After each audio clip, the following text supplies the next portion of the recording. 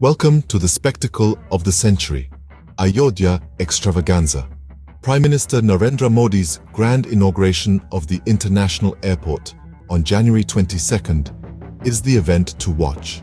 The festivities are divine to say the least, and they're being held in the city of Ayodhya, Uttar Pradesh, where a new Hindu temple has been built. This temple, adorned with gold bars and artwork celebrating India's diversity, stands on the site of the Babri Masjid. It's the fulfillment of a decade-old election promise by Modi. The cost? Around 15 billion rupees, with donations of about 30 billion rupees collected for the project.